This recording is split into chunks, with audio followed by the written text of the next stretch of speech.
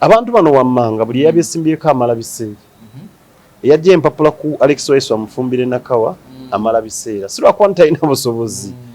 Eyajja empapula ku Ekitiibwa Nyanzi. Mugane ne oba ne ground emirundi 10 omala biki? Eyajjayo ku Ssenyonyi omala biseera. Eyajjayo ku Nubianiri omala biseera. So waliwo special cases nga zo ne mukolotya. Ne ku zaake kale bali competitive naye era naye kyekimu. So mu mbeera efaananako bwetyo wekanga bano abavuganya oba abajja empapula tebajja kuba bamativu. Era ogenda kulaba abakubira amasimu nga bakusaba interviews mu 17 au 18 July. Esimu yejja kuggwangako omuliro nga baagala bakubuulire ate gundi kanku example y'omusajja nga Honorable Sebufu John Mary oli road councillor, sitting road councillor ONUP oli member wa elections management committee. Kati how fair will you be eri banna abavuganya mu kifo kyekimu ne bona ava agenda kuddamu okuvuganya toyinza kubanga leero oli mulamuzi ate ozze eri gwe oweereza leero oli otudde eno ku meeza gwa receivinga ate naawe ogenda kudda eri bano bakoligi bo ba receivinga ebibyo ate era babikuddeze. So chairman Nyanzi ne muganda nanga jangu mu kamyufu ne muganda sijja kujja mu kamyufu ensonga nti susubirayo bwenkanye mba njagala ndifittingibwe fairly aho ngambe nti ebivudde mu kulonda mbikoze eki mbikiriza. So era ab'ebutambala bakambwa nnyo muwanga Kivumbi ne wankwadde kaadi agirina ebitundu 9.10 agirina ye. In fact waliwo kaadi ezimu ng'obudde bukyazikutte yoyo kubanga bakuleeta ne baga nti mpuuga gwajja omutukubira ne bakuwa kaadi naye ku ground bayinza omuwandula. Ground ewanda muliro kubanga waliwo olumu abavubuka bamugwako ne bamutuuza ne bamugjamu ne kooti ne bamutuuza mu nfuufu awo ne bamugaa nti muwanga Kivumbi tukoye ebigambo byo oyogera nnyo kubanga okwogera obwogezi kubalaze nti tebasobola kujjako ki 7 kubanga mubeera ku kyo ne mwogera in the end Museveni n'atakola ki ne tugamba abantu tetudda mu kalulu era abantu abamu ne munominatinga muganda yetuta Maguzo ali ku record ngagamba nti buli aneetaba mu kalulu kana ine ekigambo kyakoze kisijja kuvunula obulungi bwa programu eno ku MS Media naye ali mu kulwana yasaze ali mu kulwana era baga nti banominating babaka banoting ena ku bbiri abeera ku lusooka wali abeere Kakonge nti bw'oba ovuganya Nyanzi ate nga process y'ekibiina teri democratic enough kuba accommodating oba ku satisfying okwewala ebinaddiryo ga nti anze kanzi gyenganze bagonza newankubadde ndi wankyukakyuka lwaki nakikoze nti abantu bange benabadde mpitamu babadde nga bakubuuza kimu Nyanzi onamuggyako kaadi embaga bana ekibuuzo ekyo mumumpa magezi ki ne baga nti singa akamyufu kabadde nti tusimba migongo nga bali bannaffe awo twaligaye nti Nyanzi atuwangudde kakwate flag naye engeri gye kiri nti akamyufu kammwe basinziira ku mikutu gino gimigatta abantu ne balangirira bebaziwadde oba bayiseemu ffe tuwulya bulizi nti gundi yasinga amaanyi naye nga tebatuukako. So tukusaba ojjenga ggwe kuba tukumanyi oweereza ku erosiwa n'oweereza ku gombolola kati bumanyirivu obwo njagala ntwale mu parliament ate nga ne muganda waffe oli gwe twateekayo yagenda n'alwala ekirwadde ky'okusirika. Onawo osinzira okubeera nga otulaba nkwaniriza nnyo nkubuuzaako nti osibye otya afunye okusoomozebwa nkusaasidde nnyo ofiiriddwa olwaziza n'okusoomozebwa okulala. Asootuka ku buwanguzi nkuyozaayoza tuli ku MS Media nze Matiya Sekanjako nyina Kanso Thomas Bagonza. Kanso ono tukoze amawulire kuva dda okyali kyamani wa Katanga ekifuna kivaamu kati ndi kuwa kansala wange jjukira nga tujja mu ofisi ye eri Katanga yerosi wano batukola amawulire. Kanso buuza abantu. Nsanyuse nnyo nate muganda wange Matiya okuba ku live wano ku MS Media nze Bagonza Thomas kansala wa Bannawandegya Gombola Kawempe ate era nga obwanga bonna mbutunuuliza ababaka wa Parliament constituency ya Kawempe South era nzija kuba namunigina kuba agenda gye tuliko kati yakola nti abantu bano abeeyawudde nnyo bakiikirira omuntu ow'endowooza zonna nga soza accommodatinga naye nga ndi wankyukakyuka. Oli wankyukakyuka naye ojja independent nzija independent kitegeeza tewatawanye na byagenda simanya kuteekayo mpapula zi saatawanye kubanga ffe tuli ku special case nti bw'oba ovuganya Nyanzi ate nga process y'ekibiina teri democratic enough kuba accommodating oba ku satisfying okwewala ebinaddiryo ga nti anze kanzi jenganze bagonza newankubadde ndi wankyukakyuka lwaki nakikoze nti abantu bange benabadde mpitamu babadde nga bakubuuza kimu Nyanzo namuggyako kaadi embaga banaye ekibuuzo ekyo mumumpa magezi ki ne banga nti singa akamyufu kabadde nti tusimba mu migongo nga bali bannaffe awo twaligaye nti Nyanzo atuwangudde kakwate flag naye engeri gye kiri nti akamyufu kammwe basinziira ku mikutu gino gimigatta abantu ne balangirira be baziwadde oba bayiseemu ffe tuwulya bulizi nti gundi yasinga amaanyi naye nga tebatuukako so tukusaba ojenga gwe kuba tukumanya oweereza kwerosi wano oweereza kugombolola kati bumanyirivu obwo njagala ntwale mu parliament ate nga ne muganda waffe gwe twateekayo yagenda n'alwala ekirwadde ky'okusirika atuse mu house gambe twalina essuubi ddene kubanga bakansala kasitambanga mu leadership chain ya mwine omubaka parliament ali active byajja eri byasse eno wansi mwene mutsa wansi oluva mu parliament ku state hall okugombolola paka ku ground so kitukosezza olw'ensonga nti ye bwe yagoing a mute mu house fet ate no wansi ne tusattira era bakansala mu constituency ya Kempe South tuweereza mu bugubi obw'ekika ekyawaggulu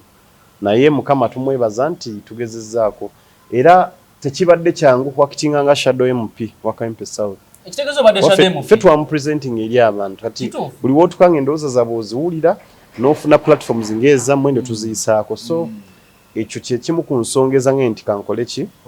kuba bagonza amazima toyinza kuvuganya mukulu wooli ng'ate akamyufu aga nti ekibiina kireeta 65% eri ne baleeta 35 ground ground eyo nze siri sure nti batuukayo olw'ensonga nti tiimu etuukayo ate temanyibwa eba yakyama tebagendanga bakola research oyo sampling basampulinga ku bantu muganda wange oli asooganya nzi ndi musampulinge ku eno stage ya boda na wano nze wenyina amaanyi kubanga kati tutunuulira embeera y'okuba nti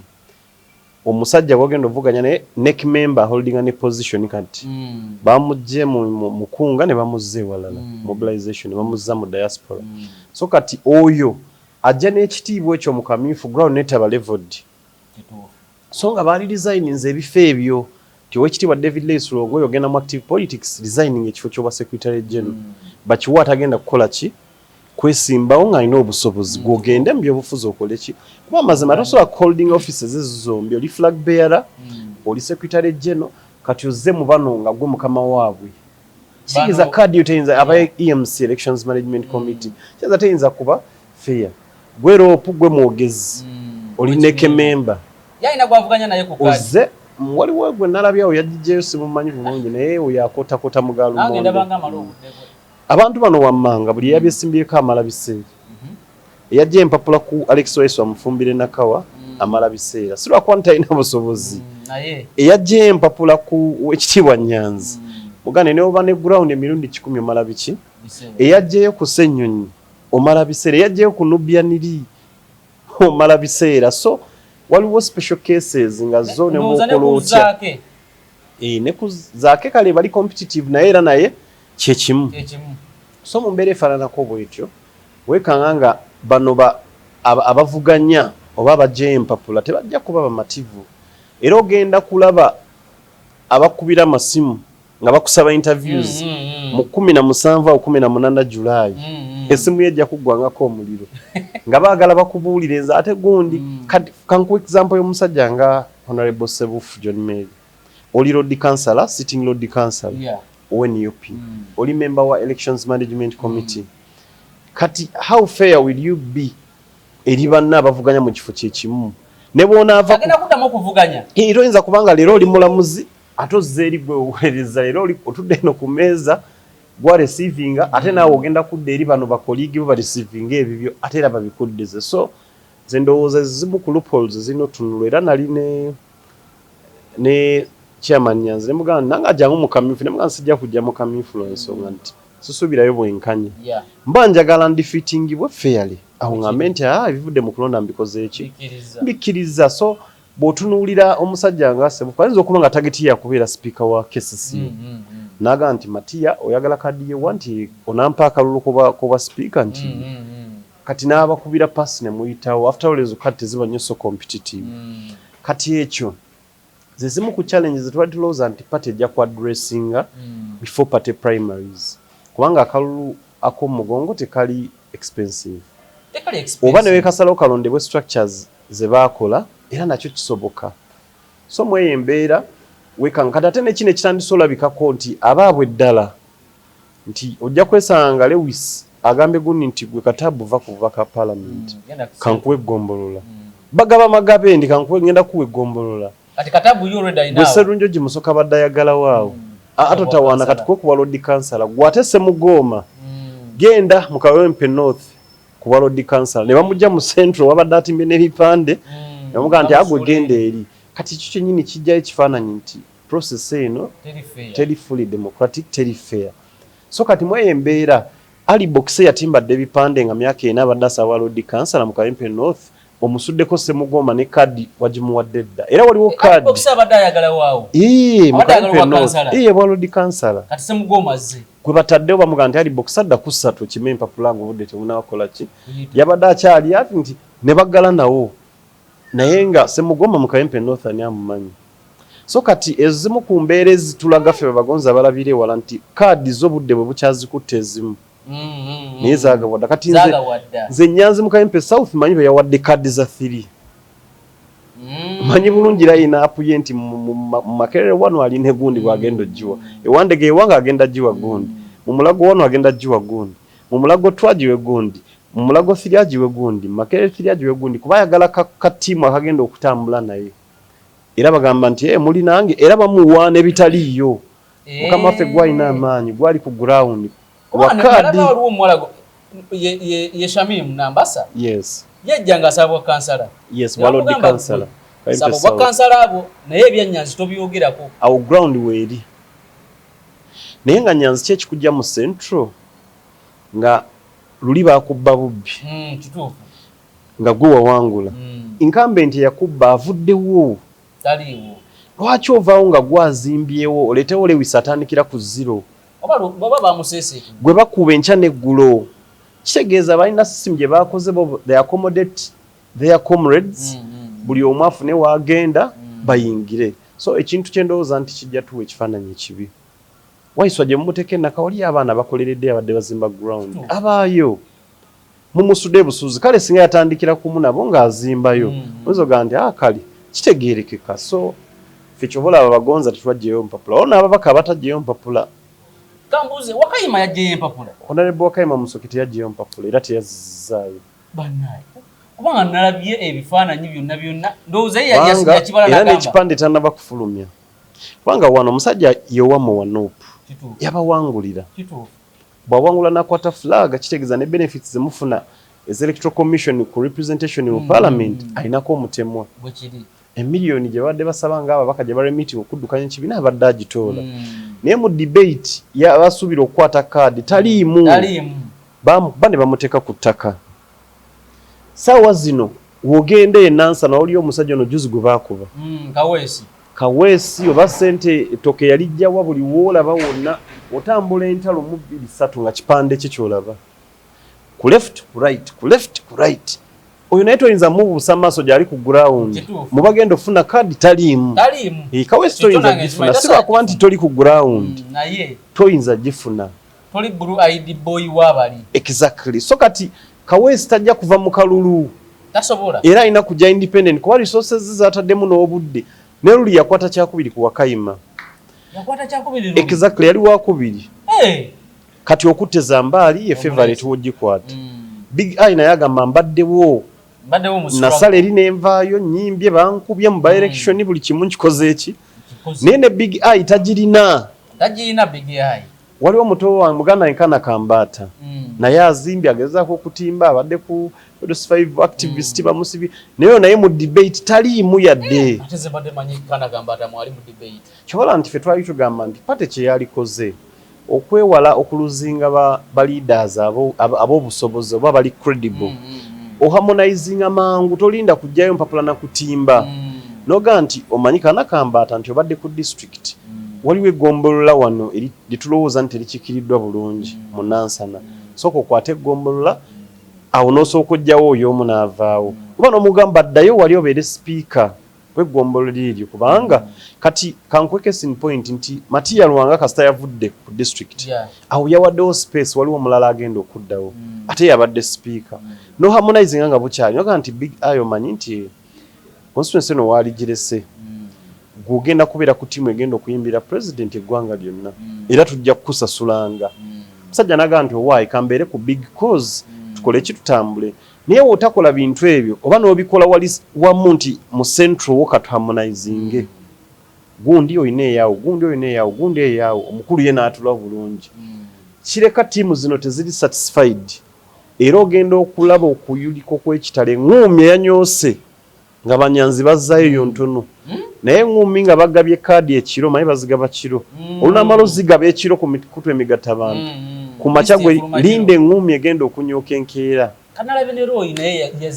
egaali zonna zisookera awo kati lwo yamala genda jimuwa tebagenda jimuwa webali baweranga mukaaga bajjeyo ne bazzaayo naye nkulayirira ojja bawulira omuliro gwe bagenda okuwaana nga kadi emaze ogabibwa nalabidde wala nenga nti amazima process tejja kuba fair lwaki nyonoona ka resource n'obudde bwenyina mu kaadi nga nkimanyi nti Nyanzi yamala dde kubanga Nyanzi yali ajja kuba Lord Mayor n'akigezako ne kigaana kadi awalinga alaba tajja kuddawo oba nsonga ze zaali kuki oba yali atidde kuba yabikola before even Nsereko nga tanadeclaringa nti taddawo n'avaayo n'agezaako mu north Kawempe north so mu meeting gye baharmonizinga naye ng'ayagala kujja mu by election amuga nti south wetukuwadde exactly goloza yajja atya mu south sijja asula amaka ge gali eri Bahai mu north Nyanzi yeetawula mizikiti buli kiseera tava mu makanzu kumba azimba north so system eyo erina kifaananyi kyewa abalonzi era ne balabira ddala nti true process teri ki kyova narrative y'okutunda kaadi tosobola gijjawo kubanga oli agamba yampangudde ku kinze nnyina ground kati kiki ekibagano tegakamifu structures zibatayina kiki ndowooza nti system eyo enengeri gyandaminingamu democracy internal democracy mu kibiina era kyovola nti awali bakandidate musanvu abajja empapula kituufu omu yalina okuba flag bearer naye ogenda nga bataano bakomyewo independent ng'ate obwanga babutunuliza WNUP so si candidate w'NRM kati awo mu eyo process omalirize nga oluzinze NRM eyinza n'otuyita myanya gy'engalo n'olabira ddala nga NRM nti awangudde constituency mu Kampala ojja ziraba kubanga Nyanzi gwe abadde azimbye nga oli bakubba bubbi woviira Minsa Kabando NRM ono Lewis agenda kuzimba buzimbi wabamukuba bagamba lwaki tagenze embalala kati jukira waliwo abamukuba bagamba ono si waffe ebyalaali tajja sobola tukiikirira eyo factor mweri naye ng'ogyeko ensonga eyo naye kimukubya kyekiri bakireetera omuntu si waffe naye nga kyekiri kubanga otunulira Buganda literally naddala Kampala erimu abantu bangi ab'amawanga ag'enjawulo naye kati olwa factory gye nkugambye nti ono byomukuba top generals mu kibiina ye kaadi agirina kati ono alina kukubisa oyo propaganda akubisa narrative katabu nti yadde alina ozijjayo ne bamugamba nti nkuwadde eggombolola ono Charles Serunjoji imagine omusajja yaliyo luli bamutegula buteguzi ye ne bamugamba kuba road councillor era omusajja oyo Charles namwewunyiza nnyo omusajja meyo mulamba nodda kuba road councillor era yakkiriza tewamulaye nga ali mu kibegabega ky'omukulu kati kitegeeza oba bano abasajja buli omu bali mwezo ne bamuseseetula bulungi abadde ali ku kimu nga tanaana kuwugumya ntebe mu Nakawa East ne bamutegula ne bamuteeka waggulu oba gwe nagamba nti nze buli bwafugafuga ekisanja kimu kimu nendaba waiso tamuvaako anti alina okukuba emabega lege nti ali mabegawo naye ng'akimanyi bulungi nti yakusudde mu mbi kituufu naye nga ebyo byonna byonna ffe twagala babula si mu bubi let the internal democracy of the party be well appreciated abantu bagende mbumyufu bavuganye wabeewo fairness oli aconsidering defeat timati yansinze ensumika kamudde emabega awo kikuyambako ne bakandidate okwepima naye gwogiwadde obuwi bamuba ku mulundi guno challenge tufunye kati ng'ewaffe mu Kazibu Bashir yagira ku party ticket kituufu yalina amaanyi n'awangula netasavinze kitegeeza wadde task ennene flag bearer addako alina okunyonnyola abantu nti newankubadde bagikuwadde tobe ngooli ekirala wadde tasiki omuntu omulala jjo okugwa obugwi nga si waamu nganyanzi nga bakimanyi nti oli flag bearer kubanga nga fazonga tebannagaba kaadi akyalina flag bearer wa central ku direct member of parliament so bw'oba okyali flag bearer yo nga bakimanyi oliwo eyo n'amaka ago tegali mu constituency ya Kempe South how sure are you nti bwe banaakulonda tojja kuddamu kulabika ng'ono abuze emyaka 5 so kati awo ffe bannakempe South bwe twasinze nga nti we can't afford losing 10 years omanyi omubaka parliament ng'ogyeko okuteesa okulondoola ssente y'omusolo okutematema budget y'eggwanga olw'obwetaavu n'obukulembeze obutali bulungi mu ggwanga bakuleetinzewoko initiatives endala eziyamba abantu nesanga omubaka aguze ambulance omubaka atandisewo eddwaliro omubaka alina empowerment project zakoleza abantu ng'akwata n'aka resource ke bamuwa era nze nagenze mu ghetto ne ngamba abaana nti nze njagala okubabuulira ekituufu nti omubaka afune miliyoni 4 essaawa eno emyaka 5 mba mutadde mu mulimu gwa miliyoni 26,000 bw'ogatakeza emmotoka 203 ku 3 aba ayingidde emiliyoni 29,000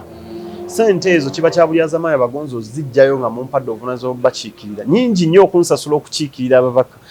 munsasule miliyoni okukiikirira obukikiriza abantu nze owa wali mu katange wandegeya kitegeeza nyingi nnyo nina okukwata ku sente ezo waliwo percentage ebaddamu nga we tulindirira sente endala ne programs endala kubanga buli program ejja ya gavumenti sente teziba za gavumenti ziba zaffe baluwa musolo era Uganda singa ekera n'eba nkalu gavumenti nga terina wejja musolo eba tekyalina relevance era eba teriiwo so kati airtime gw'ogula matiya bodaboda lita y'amafuta gy'ogula oba emmotoka eya buyonjo oba taxi oba ki omusolo gwe bakusasula ku musaala gwo ku pay as you earn byonna byonna biba bigatta ne bidda mu kittavu gwali asasula property rate gwasasula trading license operational tax asasula URA eziddayo ezo zebazza mu programs ezo zebatembeeta ne bazitimba amannya gaabwe so ng'oggyeko programs ezo nange ng'omubaka parliament nina okudda ku baana bano abageta bali desperate abaweddemu essuubi be bawandudde mu biprogramu bya gavumenti nti bo bankyukakyuka obakwateko kati bali tebasobola kibabuulira kuba ye abala binene alaba bizimbe bisitusa alaba apartment so n'ebigambo ebyo matiya mu kalu kano ke tugendamu abantu tugenda babuulira ekituufu ti emyaka 5 wegikugendako oba oluzinze kinene nyira South mwaluzinga kyama omuvubuka yatandika okulonda ngo ina emyaka 2 5 gino gitugenzeeko naye 5 egiddako egitugendako nga tobenefitinze mu bakawo oba mu programs ze oba nga talobinze tasase kitegeeza emyaka 10 egy'obuvubuka gyonna ogiwestinze era ojja kuba tosasula na kulonda bavubuka mu kalulu akaddako naye ng'ate ogenza omusaana ne gukwokya enkuba nekkuba oba neosibibwa ng'olonda so ekyo kye tuli mu kugamba abantu baffe nti ku mulundi guno babeere vigilant balonde busobozi tebalonda kaadi n'abenkyukakyuka abamu baafuuka bafferi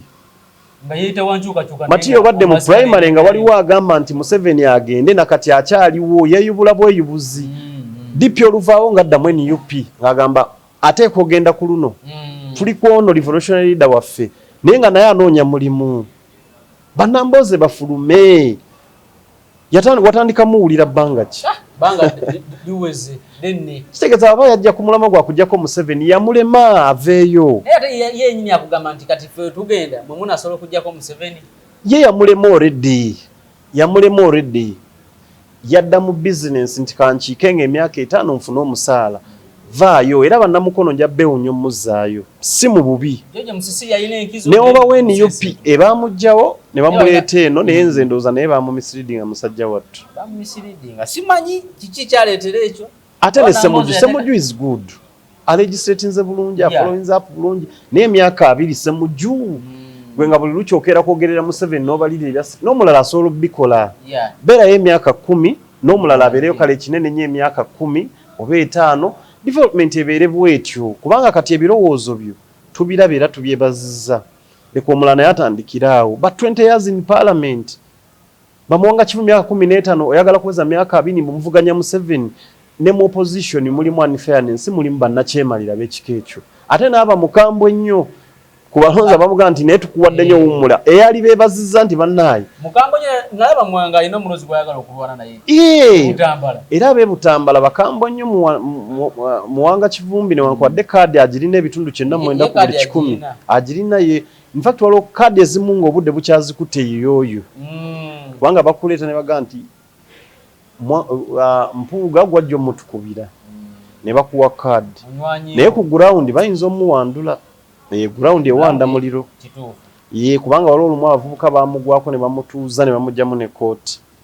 ne bamutuuza mu nfuufu awo ne bamugaa nti Muwanga Kivumbi tukoye ebigambo byo oyogera nnyo kubanga okwogera obwogezi kubalaze nti tebasobola kujjako ki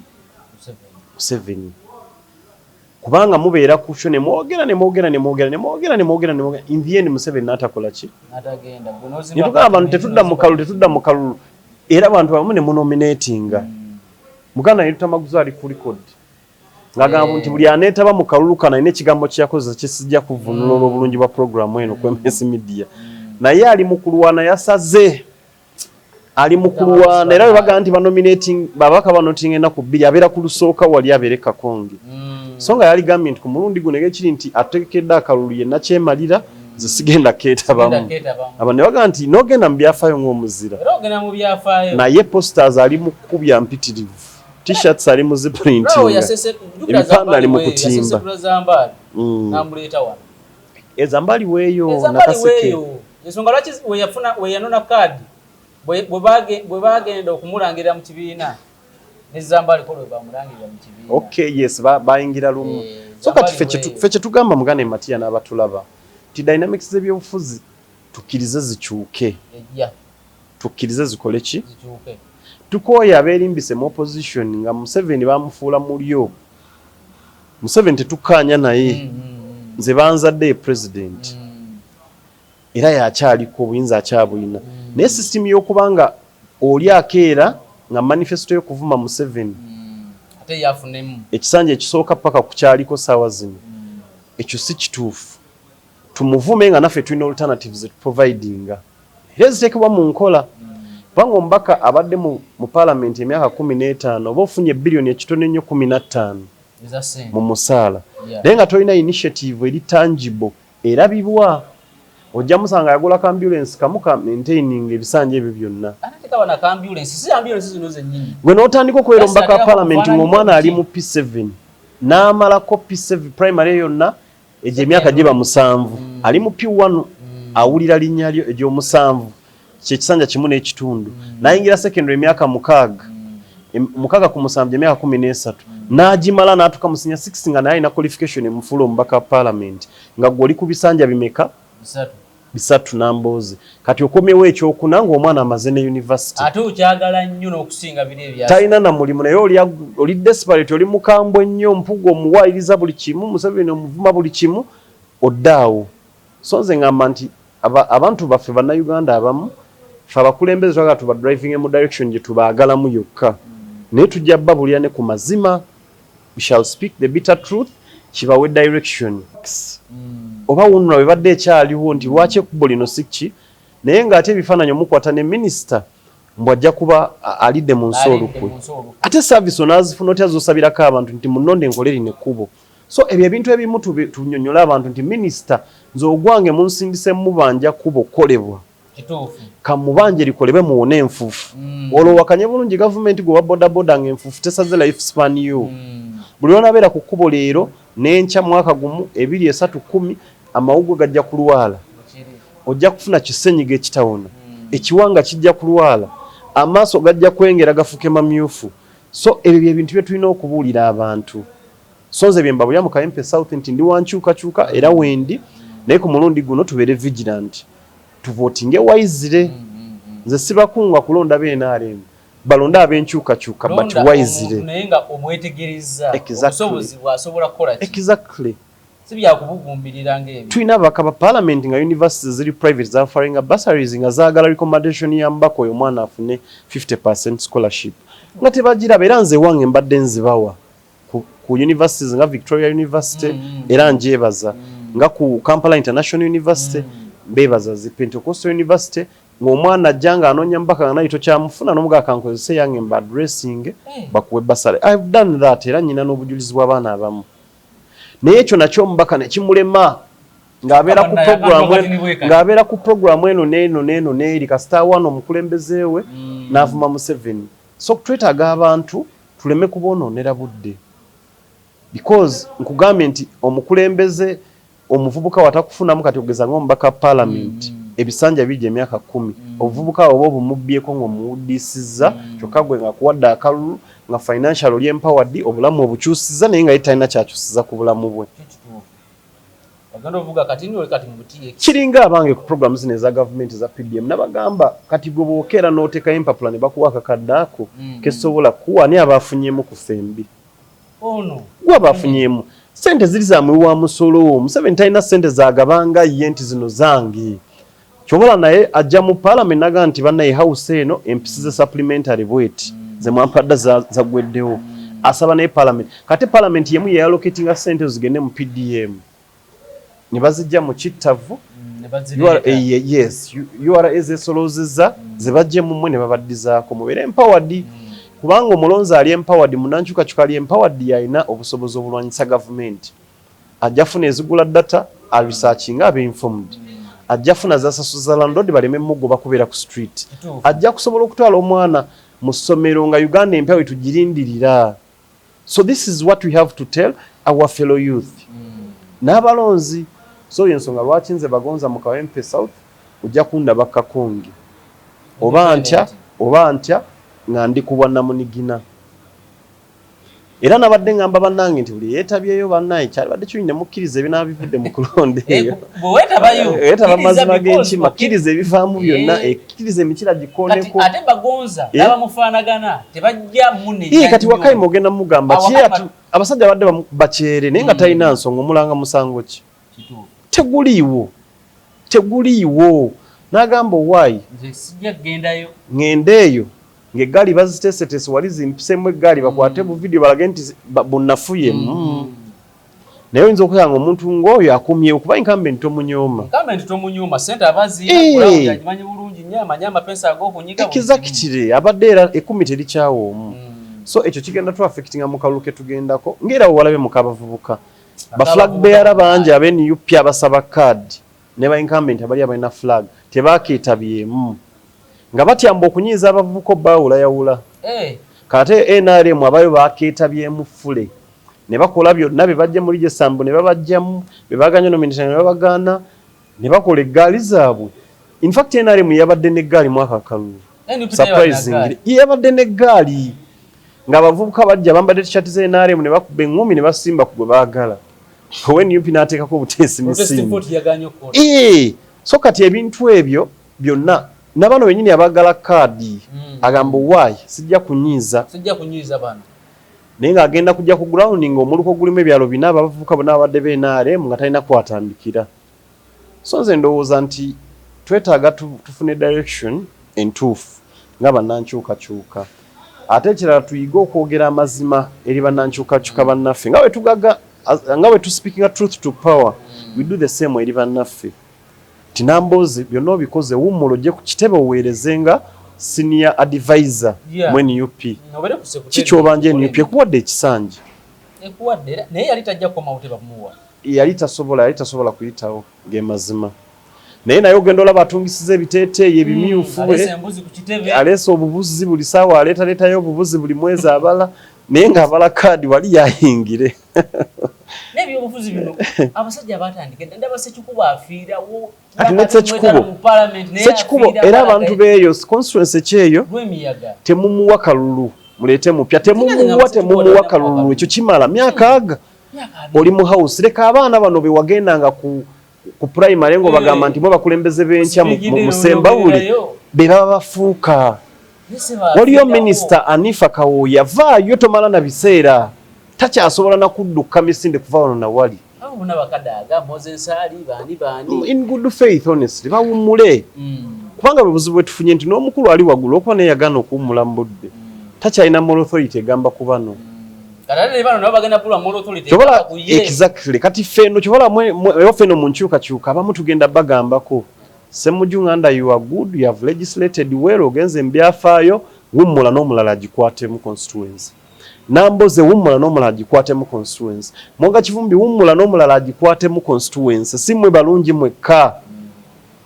Ate bwe kiba nti mwajjira ku mulama gwakujjako Museveni yabalema myaka 2 emabega mwalemererwa. Ekyo mwakivaako. Befuula bwefuzi leero Besigye ne bamukuba ate nga babadde naye. Kati olaba ne Kyagulanyi n'amala amasanze gamuvaako. Era ogenda balaba abantu be bamu nga babuukidde omulala nti kati ono ye malayika Gabudyeri gwe tulabe mu nkyukakyuka. Yagenda okununula eggwanga era gwe tuliko bamuwaane buli kigambo kyonna ky'omanyi ku nsi. Nga babala bufu after their positions. Era n'akalulu kano kana akalu ke tugenda mulinda bamaloga bakadize NUP. Ogenda kulaba nga attendance mu press conferences ekendedde ng'afunye flag agifunye gwe bagimye takyaddayo. Ate abantu nayo ki? Abantu of course abananso. Wabati abadayagalayo. Gwe bawadde flag ali mu constituency. Gwe bagimye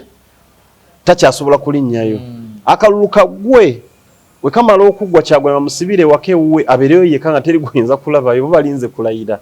Era bo berindira kulayira tobanyumisa. Ogwo muzanyo tugenda gubeeramu paka ddi. So tutekinge shape endala abantu babulire nti as we oppose namwe tulina obbakulaakulanya. As we oppose ba players abakaddiye abalemereddwa abaluddewo kubanga omuzanyi wazanya 9 wadde mulungi onolanga ta performinze omupiira gugenze mu extra time funayo ku fresh blood olete ajje ku kisaawe tomanya ayinza obbakubira winning goal kituufu. So kati agenda gye tuliko tugaa nti abamu bakkirize bakole ki kati Oweekitiibwa Sseggona namutunuulidde ng'abaana bamuyisaamu eggaali simanyi lwaki akyesiga iyo kadi yawo yeeraga bwerazi nti ya magoola kadi ya magoola kadde ke kagikutte bamuli kulutinga najja ne bamubuulira ekyokukola wali okufuna kadi era kyali mukola kyobola addukira ku sipiidi ya yiriyiri ekibiina alinga kimazeemu emyaka egi yakamalamu mwezi oba gumu oba ebiri n'omwezi tegunawera naye ensuusuuta n'embiita gye bamubiibiita kitegeeza kye bamugamba ekyokukola akitegeera ayingira ekitebe n'eggiwagoni eri Brabus ne bamubigulirawo bugulizi tatula kubuna obutebe bwa plastic n'asooka ayingira mu ofisi y'omukulu era banga nti n'olunaku olwamuli ku luutinga yali mugenyi wa mukulu direct butereevu. So Oweekitiibwa Sseggona wanaaba tasobola kurisikinga kuteekamu katooke ejjamba wanaataliredde dita bulungi eyo kadi agisiibule in fact erimu olugendo egenda kubanga ye musajja Magoola yategedde ekyokukola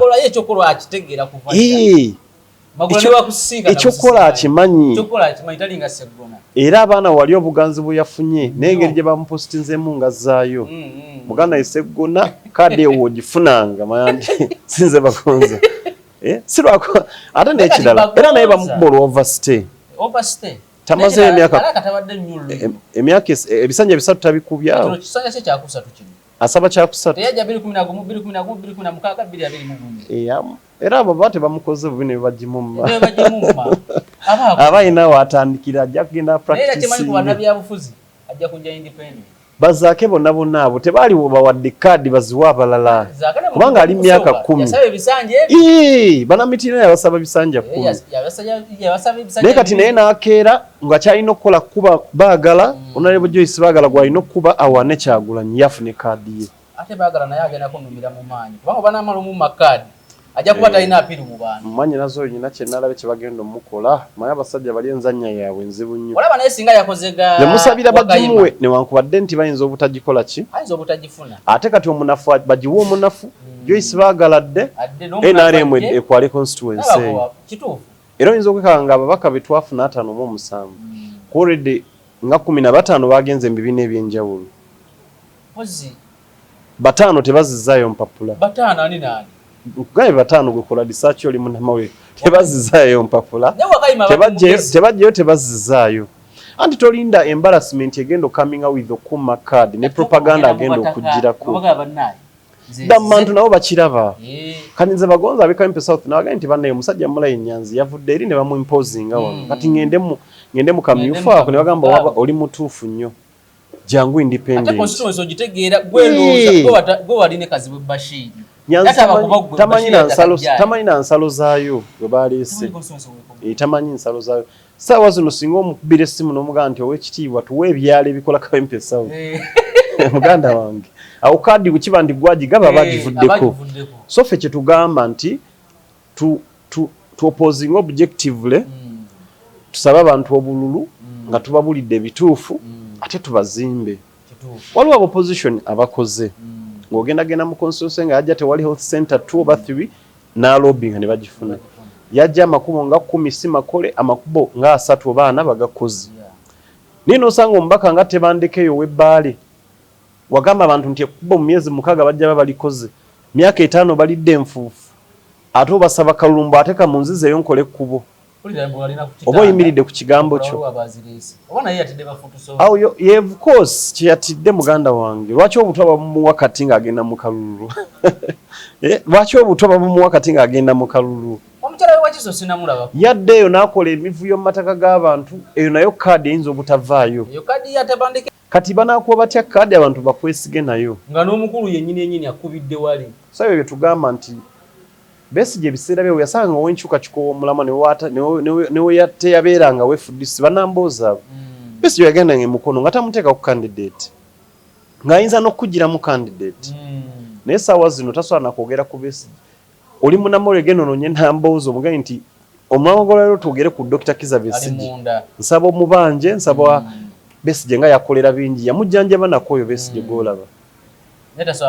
tasobola kuba kaadi aba agiruuzinga kadi yawali ekyuka enkya ne Kavule ne Dr. Besigye ng'omuntu tebamwagala basobola okukweka wano waliwo olutalo naye ebyeddala tebamwagala waliwo olutalo lwani yaani mu opposition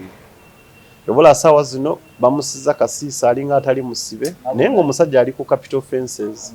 ne amendment eno eyazze newankubadde batagetinze ye n'abenup badde batagetinze yayise lwakuba nti ye bamutryinge mu court martial era ssaawa yonna banaatera okumusindika eri mu court martial kaadi zikutte wansi ne waggulu wadde tebasobola kwogera ku eddimu mutwe tebasobola kubanja bamacete kuba kaadi yagenda eriwo ate ng'ezo ensonga tulina ozoogerako muganda wange tomala na biseera omusajja nga Magolo wamala okumanya nti kati ebikozesebwa mbiina ebimala nti ye segona takuumuuka taseerera nti ye nga ye asonga nyina omubaka omu yange nti ye newe kiba kyetagisa bisatu alire dobbiwa naye ng'abiwa mukulu yennyini akakase nti kadi teriimu zigizaga nentula neŋŋamba ebireeta ebyo bimanyi lwaki kiri kye nagambye nti internal democracy tebadde teriiwo bulungi tewali laid structure ntuufu kuba kati onoonya ssemateeka waffe nti otunulemu ogaye nti agamba ki ku bumyufu tomulaba bannamateeka bangi nawuli bawalaba bakutte ebitabo bagamba nti ssemateeka wa constitution wa pata agamba ki ku bumyufu nga tebamumanyi naye abagenze bazzaayo empapula bazitaddeyo bajjeyo ne bazzaayo so nga musobola oga munneeka ejjuze yatuula oba mu process ne badde genda maaso nga political parties zikola amendments mu constitution zaazo ne changes ne mugikola ne bagigazeetinga ne mugigoberera nti kale structures kazirondenga oli amanyi nti mu constituency emiruka 13 neetaaga ba-members ba structures z'ekibiina banonde n'abakuyega omu ku omu ne muga tugenda Kavule tugenda londa ku Bweruti aba districts z'enjawulo tugenda londa ku Bweruti kuba party ina ba registrars noteekawo ne system eri fair eri balance eri transparent nti nerewisa agenda kubayitamu bamuwa baba mumme naye kati eno simyo zitimba ku mutimbagano saa mwenda ogw'ekiro abasajja kati basula tebebase wezibwero kati ke bamaze okuzzaayo tebalina mu nnaku zino okutandika ne 15 July olina kwebaka ssaawa 9:10 bawanise oba nedda tebamanyi kiddako bali mu suspense ng'ogyeko high command banabala tebamanyi kiddako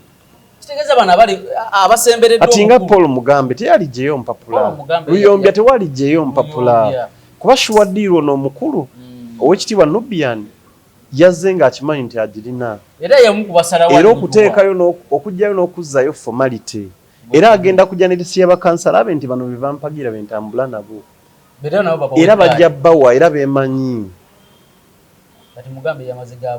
kati Mugambe just lwakuba nti ekinnuma bambi mayi waliwo bammeeya kati weewange ebifo by'obwa deputy mayor atunda bitunde ebifo by'aba ministers atunda bitunde gw'omala kugenda kufuna looniyo wali n'ogimuwa nalyoka ku appointment y'ekifo ge mazima kati Mugambe ye teyakikola Honorable Mutoni Mukyala Nubian we yawangula owa kansala n'agamba nti mukyala omukulu ate munywanyi wange ate kansala wange mulabyemu embavu ate no kubalansinga gender kamuteekewo era n'amuteekawo bw'amala omuteekawo asavinze ekifo ekyo kijja ne privileges omusaala gwa deputy mayor wa division tegwenkana na kansalanze wa bulijjo ensako yennene kubanga alina ofiisi afuna diplomatic passport kubanga aba mu kategoria y'aba VIP almost kati n'ogattako ekyokuba nti mayor tamuggyeko kimu kya 10 ng'owaffe bwakola amunominatinze kuba obuyinza abulina yena amubanjulira bwanjulizi mu kansa ate naye mugaana kesse actemu obuyinza okumuyisa naye omusajja n'akikola ekyo n'aweereza bulungi tabadde compromised aguza ambulance abadde buli wamu myaka 5 n'omusasula nakumuwa Nubian card gye mujjako giwa Nubian mazima wabawo fairness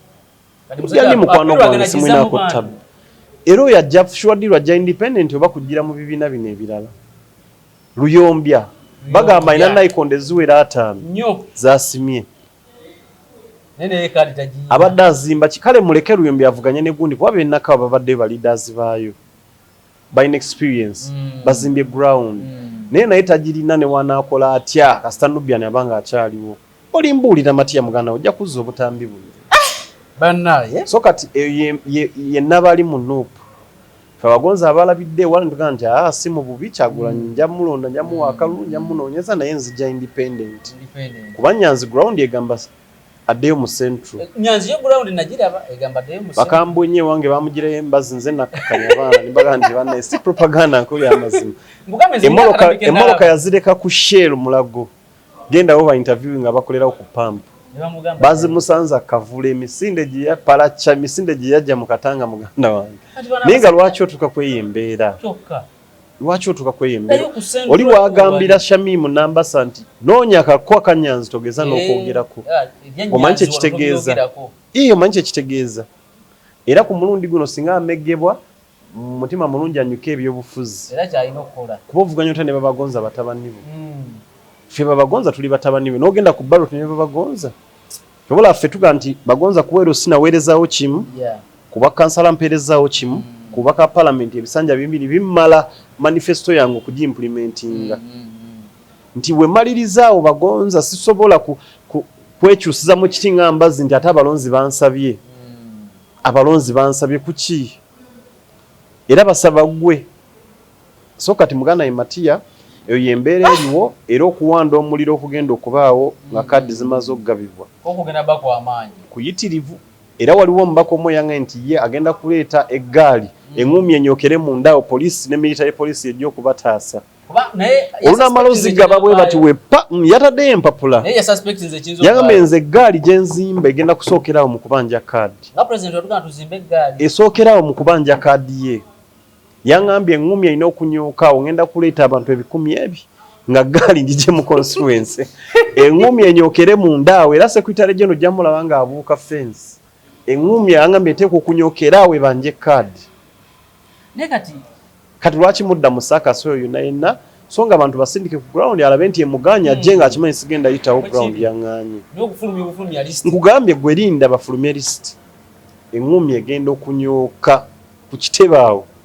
polisi eyingire nga ate egenze kutaawuluza b'NUP kaadi abaveeti nga bennyini abamu baagala kaadi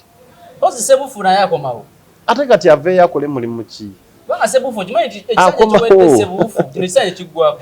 yawa mukyala we kaadi nga talina ground e Masaka bukakafu nkirinako because mukyala we yali yekyemu wange yagenda then I agree with you yawangula n'agenda ebweru ate yawangula kati bwakwata kaadi tebagimuwa ku merit ne bagimuwa olwokuba nti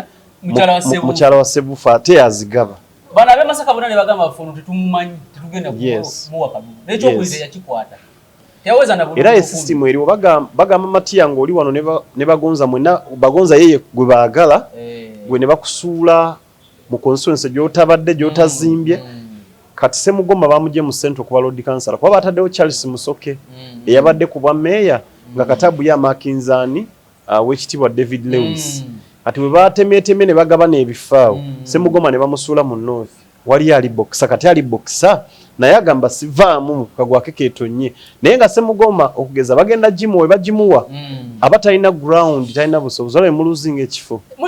wabaddewo incumbent bamuyita Bone Bukenya we bamugaye geno nonyo omuluka gonna otukuze ku 3 bino ngamba ge mazima obeera ne ba members nga batudde mu butebe ku kitebe naye nga mitima gyabwe obusungu bwe bakulinako buyitirivu nga tokimanyi nga simayiro bateekako ziri plastic nga bakwana bagaye omusajja ono aginyima mazima nankasuka eri so kati eyo embeera yeriwo era bwe buzibu tugenda okufuna ate n'ekirala tumaze nnyo ebiseera bingi nga tuli mu kwerwanyisa ngaffe nga tuli mu kwerwanyisa ngaffe kati wano Matiya wali mpise ku seti nga mpanda muliro ndabisa gavumenti sente z'omumusolo zibbiddwa bapineti bebawadde obuwumbi n'obuwumbi amalwaliro agatazimbiddwa Uganda kati yalibadde ne referral hospitals mu buli region eziri national ng'owembalala teetaaga kujja mulago kubanga nange wali omukatanga tebasobola kundifaalingayo olw'omujjuzo twalibadde ssaawa zino tubanja gavumenti malagala ng'oli olumala okumudiagonizinga olumala medical check up nga bamusindika ku pharmacy kufuna ddagala ery'obuweerere mu government facility twalibadde tugamba nti Kampala case facilities zikoze zitya okusavinga amasomero ga case gakoze gatya okulidinga okumatchinga standard naye ennaku zino tuli mu kwerwanyisa nti myaka 2 gyonna mugenda gimalako nga mukuba mpuuga so amaanyi tugatadde nnyo muffe mu kwerwanyisa ngaffe aba opposition okusinga okulwanyisa omulabe oba okufokasinga ku nkyukakyuka noyesanga omuntu eyali maze obudde nga abanja eddi mutwe nakireewo ali ku mpuuga gwatunuliza obwanga ali ku bagonza gwavuma so kati n'embeera eyo ffe bagonza weetule tetugenda kuvaawo era twongera okusaba amagye gave mu byobufuzi kubanga wano wetulaga wazibu olaba mu expression of interest wokka emigo gyabadde ginyoka paka munda mu kitebe ate olwo campaign zo zinatandika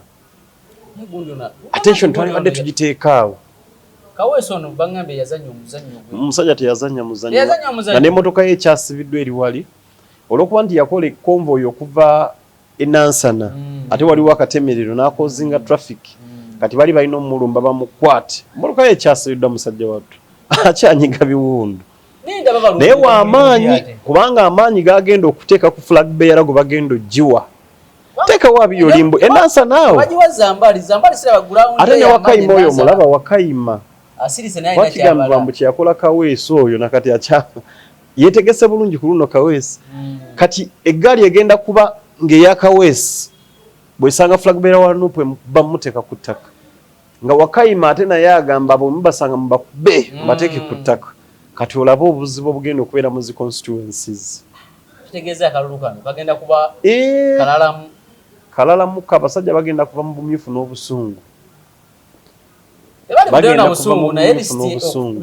teekawo embeera ekyuka kuba lizakyuka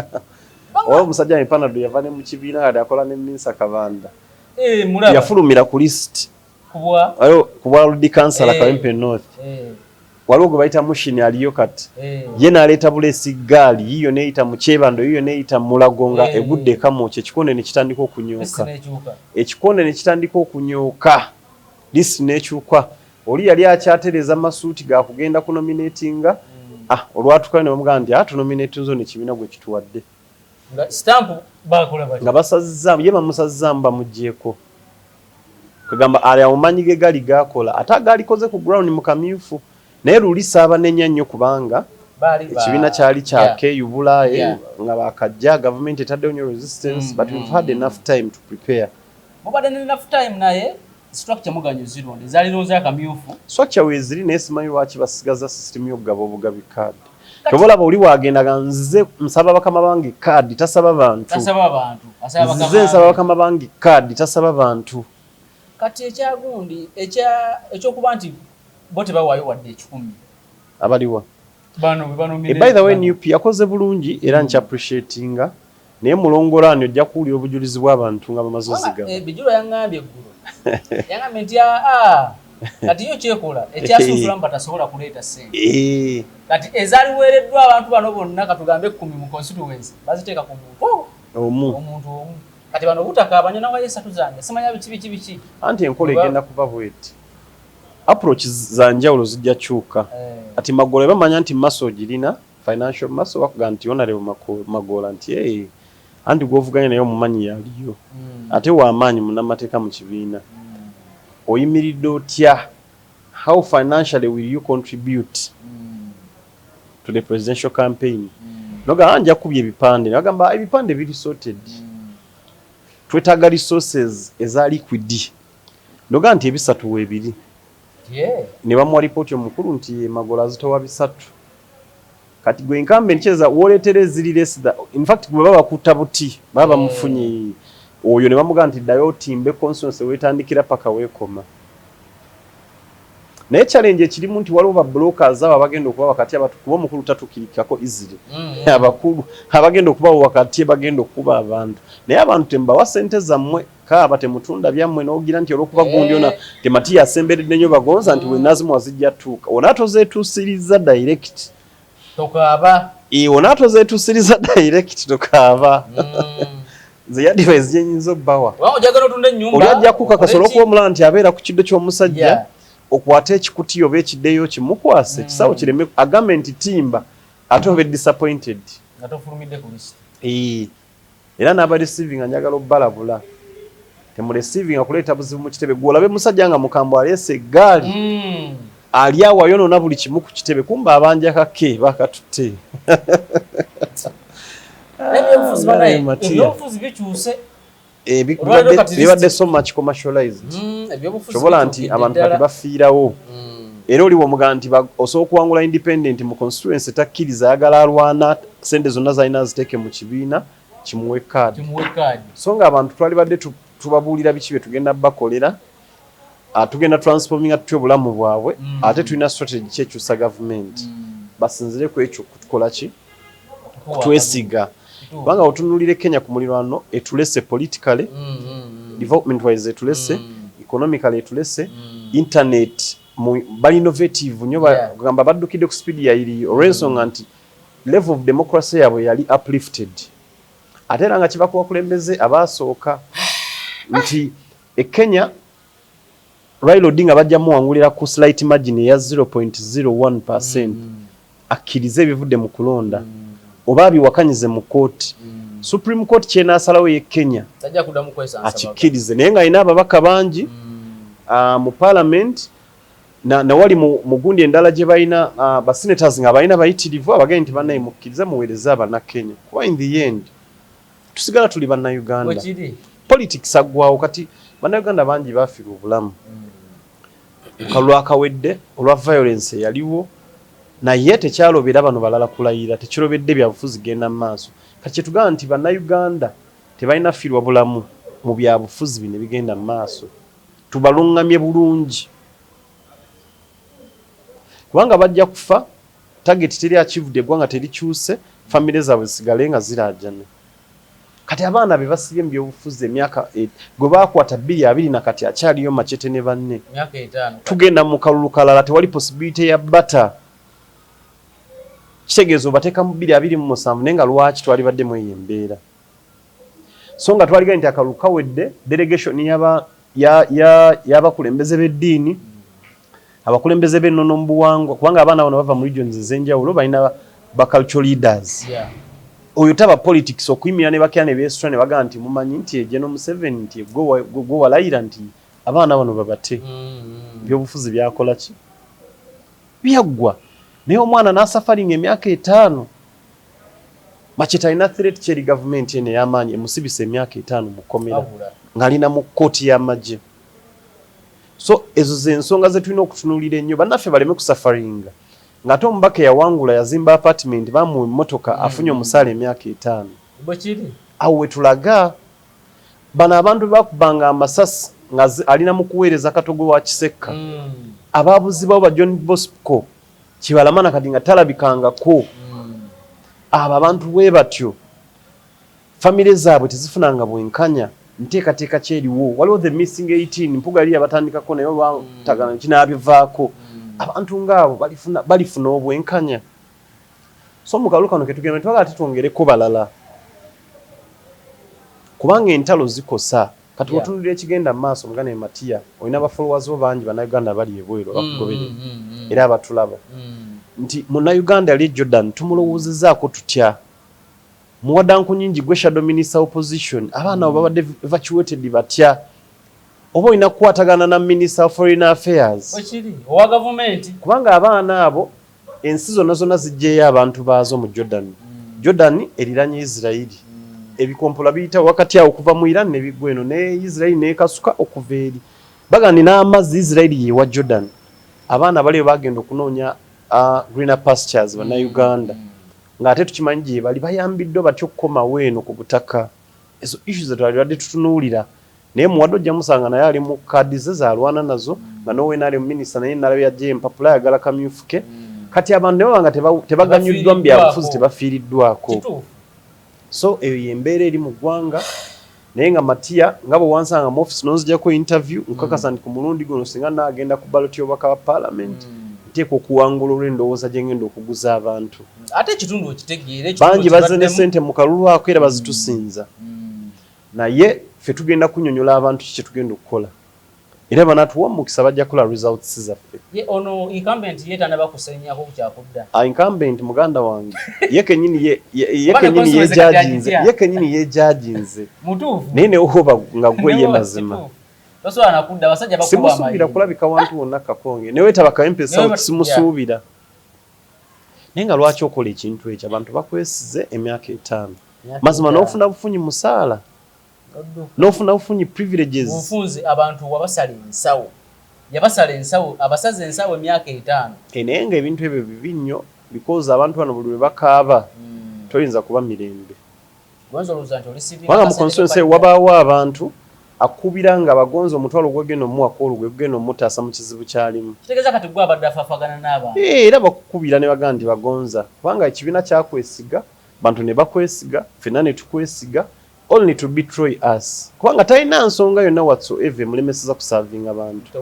kale oba toyagala kusavinga abantu resign balonda omukulembeze omulala oleme kufuna musaala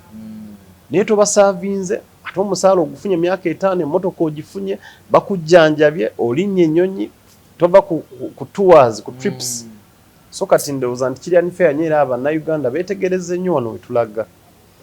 naye katukusabire kirungi waganye okudda eri ebyawo okugiraagira eri nalabe nga bajja kunkubirawo mangu knockout kati awo nga bajja eri knockout bagikuba bakusibye emikono ate ekyo tekiba fair kubanga oli kyakozesa nti yajja n'omumyufu okumanya nakigwanyisi oba mu myetikiti kati ali wano abanajja mu kamyufu abasinga tebajja kuba abazze mu kamyufu tebajja kuba na local stand mu bantu kama na local stand nti ate katirira lwaki wagenzeyo ng'okimanyi nti si bana wali mu constituencies endala bo bayinza okufuna obwenkanya naye wali wamanyi nti Chuadiru Waiswa Mufumbiro yazze bamugambiddewo nti jangwawo David Lewis Rubongo yazze akimanyi nti yagirina ye kenyini stamp yagirina ekoonako ye wamma era katabu yawadde mugezi okujjako yalirwanye bulwanyi naye nga independent katabu kyakoze yateddewo bargaining power era kwe kufuna obwa meya abadde alina amaanyi ge mu centrum era alina okulwana ennyo kuba ne Uhuru teyakyusiza kifo yasigaddewo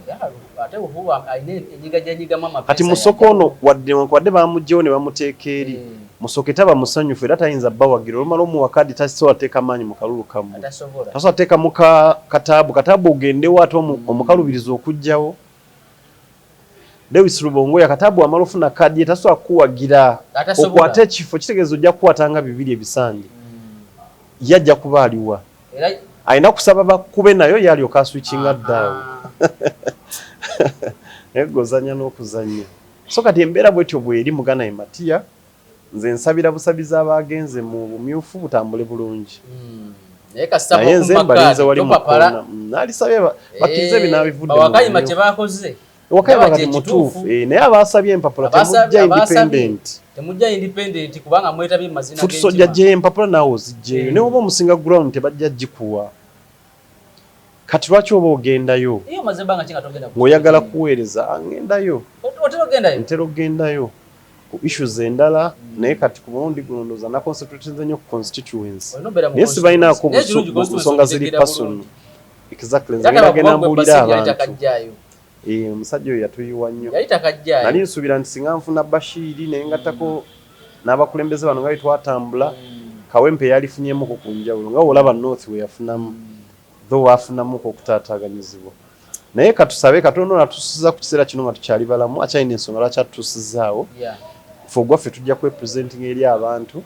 tubabuulire ensonga lwaki tuzze okubakiikirira tigwe omuvubuka nteeka mu mulimu gw'emyaka 5 ogumpa miliyoni 4 nkugayambe ntya nga ntuuseeyo nze ngendo kyusa obulamu nzekka oba naawe ojja kukyuka nga nange bwe nkyuka njagala abaana abo bageto tukyuse nabo obulamu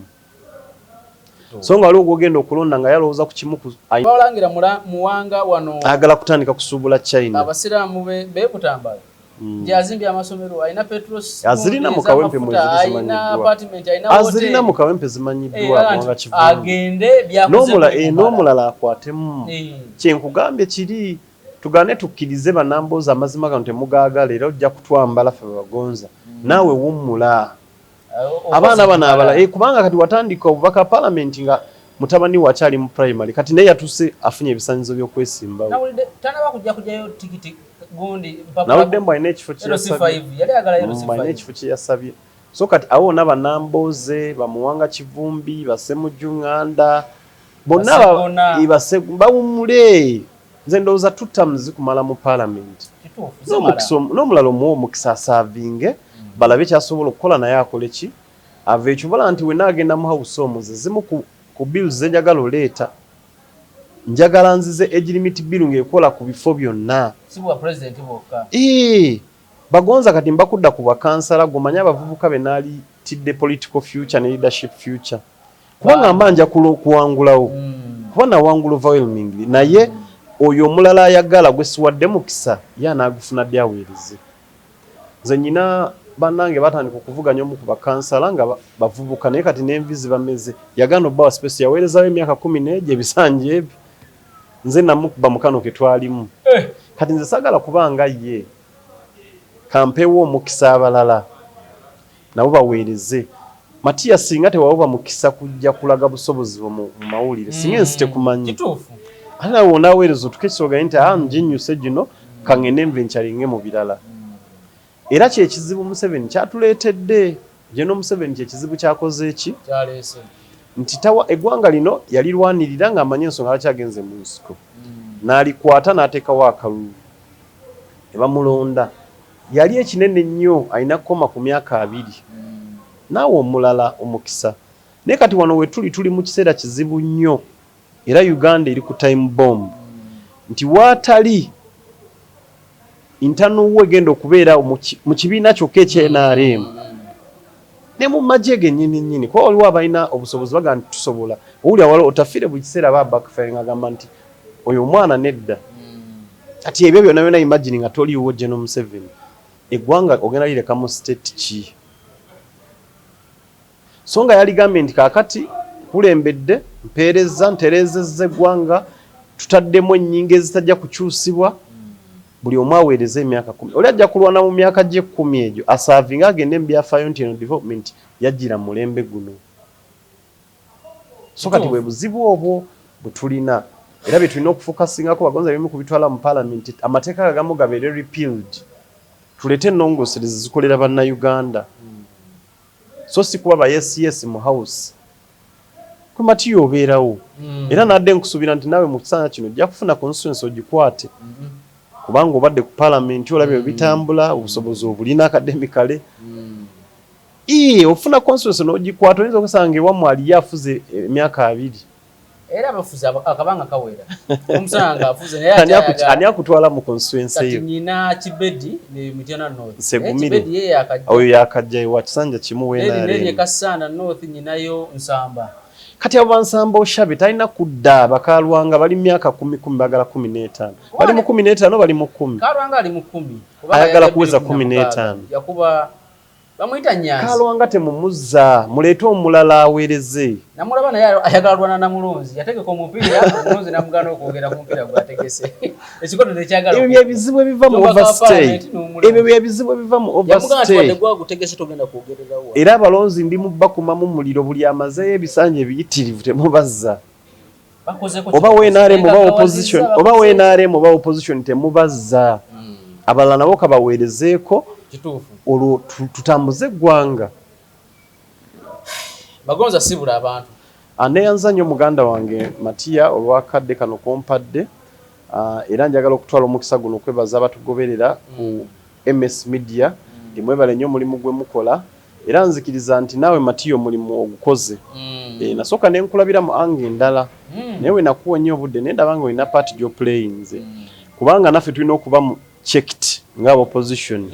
bwe tucekinga gavumenti yokka obala nti owulira opposition nti bamuwadde akakiko kakosa senti ye naddamu kunyagulula bunyaguluzi mu kifo ky'okutaayiza ababbi wa ssente y'omusolo so webala omulimu gw'okoze njagala okwebaza Abannayuganda bonna batuwadde obudde